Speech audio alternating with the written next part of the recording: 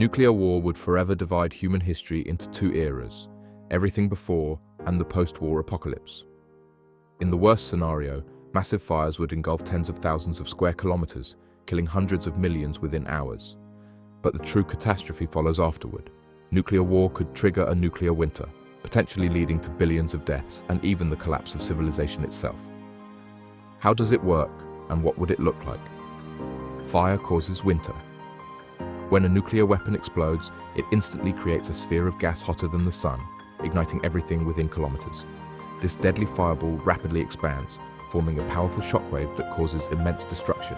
In essence, nuclear explosions shatter structures and ignite fires, which, in extreme cases, develop into firestorms that consume entire cities.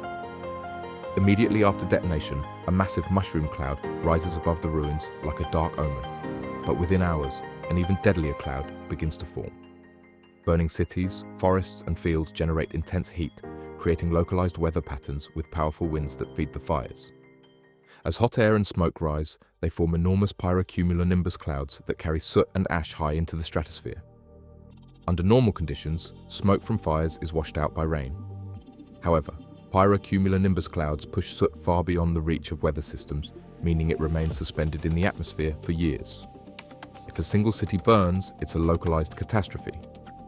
But in a full-scale nuclear war, hundreds or thousands of nuclear detonations could unleash massive firestorms, sending up to 150 million tons of soot into the stratosphere, enough to blanket the planet and block sunlight. In the following days and weeks, this soot spreads across the globe, absorbing sunlight and preventing it from reaching the Earth's surface. This wouldn't look like a sci-fi apocalypse where the sky turns pitch black, but rather, a drastic reduction in sunlight would lead to sudden and severe climate change. One day, everything is normal. The next, nuclear winter begins. Winter causes hunger.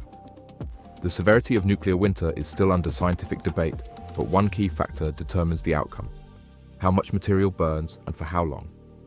The intensity of firestorms depends on various conditions, such as city infrastructure, seasonal weather, and surrounding vegetation. But in general, we must assume a worst-case scenario: the good and bad news. The good news: nuclear winter wouldn't last forever. It's not a new ice age. Soot would eventually clear from the atmosphere within a decade, and temperatures would stabilize.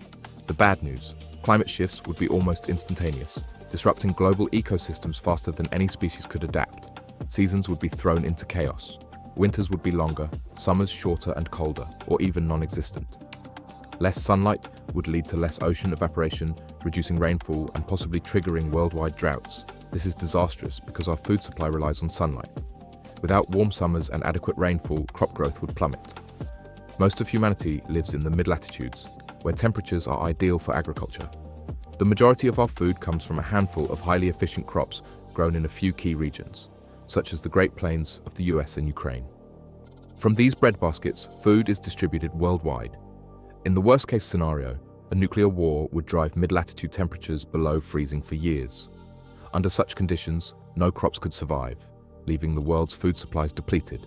With food production devastated, countries that still have agricultural resources would likely stop exports, focusing on feeding their own populations. If global food supplies collapse, famine would spread rapidly. Humanity only has a few weeks' worth of stored food, far from enough to withstand such a crisis. But climate change wouldn't be the only issue. Modern industrial agriculture depends on complex supply chains for fertilizers, pesticides, and machinery. If nuclear war destroys key food-producing nations, there may be no fuel, no fertilizers, and no equipment to sustain farming. Real-world nuclear war scenarios.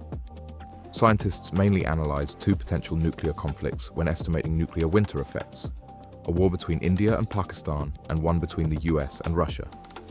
A relatively small-scale nuclear exchange between India and Pakistan would involve low-yield weapons. Even in a limited conflict, nuclear detonations could kill 27 million people in mere hours, more than all casualties of World War I. While this scenario wouldn't trigger a full nuclear winter, it could lead to a nuclear autumn, disrupting global agriculture enough to cause famine for up to 250 million people. Unfortunately, both India and Pakistan continue to expand their nuclear arsenals. An escalated war involving hundreds,